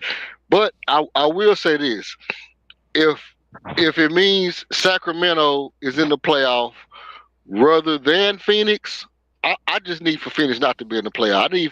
I need for KD to, magically leg don't work or something like that, like he know how to do so well, or Bill or somebody just don't play good for the rest of the year. I need Phoenix picks to be right this year to make our money right. I think it's crazy the team that we got and how good they are, but just imagine if we'd have had, Armin was a steal because, he actually dropped us where he did. But imagine if we'd have had 2 top picks those 2 years, and we could have ended up with Cade and Paolo. That would have been a crazy team. And then still end up getting Armin that last year. That would have been crazy. Not that I don't like the dudes we got, but that would have been a crazy lineup with Cade and Paolo Banchero together. No, but I want Phoenix not in the playoffs. I hope something happened to where they can't make it, And I don't really care who we play. Listen, I said last time on the stream, I don't think a team is beating us 4 games in a row, bro. You can scheme up for us. Like you can say I'm scheming up, but you can't stop LP and Jalen when you don't know who's coming for your head, who's going to get off that night. You can only scheme up one game plan. You can't scheme up multiple game plans. If LP busts our ass, we're going to do this. If Jalen busts our ass, we're going to no. You got a game plan. We're going to go in and we're going to do this for the first half of the game, unless I call something different. Now, if that's what y'all practiced and what y'all worked on, you can go out there and do that. But if Jalen not hitting and Fred end up getting off or LP get out, it's just nothing you can do about it. So I'm not scared of nobody for 4 games straight right now, except for OKC. You know, LeBron and his, you know, him and the roids. I'm always scared of anybody who take roids. Anybody. You know? You just throwing that out there like you just know that man taking like he juicing, man. You know what I mean? It ain't no bigger miracles than LeBron James' arms and Barry Bonds' head, dog. Them the 2 biggest miracles we've seen since Jesus, man. Oh man. Nah, man, listen, this is ridiculous. This dude here doing tomahawks at 40 like that, and some days I just get out of bed and be like, man, is my knees gonna even work today? Right. So nah, I don't, you know, I don't know. I'm a little scared of them. Somebody was saying something? No, that's James. Oh, nah, I'm a little scared. I'm a little scared of the Lakers just because of the experience and stuff like that. But I'm not scared of nobody in the 4-game series, Ghost, except for OKC and just experience. I'm scared of, you know, Curry and Draymond experience, LeBron experience. That kind of stuff scares me more than somebody's talent. I don't care about nobody's talent in the league right now other than OKC. Touche, man. I can't be too mad at that. Yeah, James, you got anything to say before we go on? James. Oh, can you hear me? I can hear you now. Okay. I just think these guys need to keep it together. You know, like this was like a total big statement win. Like this is like the win of the season for these guys. And they just need to keep it together. They're winning all these games with grit. Like this, like 2 points, you know, like, yeah, you know, like just like the Texans, you know, the Texans, like, they got past the wild card like 2 years in a row. And it's all grit. So don't bring over my Texans, man. I'm still kind of hot about that game right there, but that's water under the bridge. I had pretty much almost a week to vent, so I don't want to go back relive that game right now, man. it just is what it is. Hey, It is what it is. But like the Rockets have been exceeding all expectations all year long. Last year too, going 500. You know, like so, like it's a rough stretch coming up. You know, like let's see how they do. You know, like it's all good if it's not perfect. You know, it's like right. Yeah, I think if we get over 500 on this stretch, then we'll be looking good still. You know, maybe you're not hit like in the end like 56 wins, but like I think they're on the path for over 50 wins, and that is good. That is so good. That like over 50 wins is going to really hallmark this season, I think. Yeah. If we get 50 wins, Udoka needs to be the coach of the year. Go ahead, EF. No, I was just gonna say you had brought up the article that they had about Time Lord, and I mean by Robert Williams. Look, man, I don't know what they asking for him. You know what I mean? I would probably take him because if you think about it, if they want Jay Sean Tate and you know whatever, it's we don't really need Tate. And the other person they probably would want would be Londale or Jeff Green or whatever the case may be. It's not nothing that we really lose that we'll need. And he does bring something to the table that we need a lot of, which is, you know, the lob threat without the extra motion. Obviously, Armin gotta move more than he would have to move to be a lob threat, and that lob threat I seen was something that could have helped break down that zone tonight. You know, being able to just go one direction and when the defense shift, throw it over the back, and then that that closeout to the corner three that he was famous for in Boston. I think that's what something that Ime misses, to have that luxury, to have a rim protector that can also make it all the way to that corner three. That means your defense can really load up on the strong side of the ball. And when you're able to load up on the strong side of the ball with that, and you got that something like a cover linebacker, that Time Lord could be, that's something good to have. So I wouldn't be against getting him. I mean, but I don't want to replace Steven Adams for him. But I mean, if it's like Lindale, Jeff Green, Jay Sean Tate, or some draft picks just to add him to our team without losing anything, I'm for it, because he brings something that. And Steven Adams can get Robert hurt too. Williams, the third, Time Lord being the third center. Like, I mean, he's really a starting center if he's healthy. But he's never healthy. But like, if he comes over to the Rockets and he's the third center, oh my gosh, with Steven Adams, they are going to be set at center. They're going to be set at center. There's no ifs, ands, or buts. They will be set at center.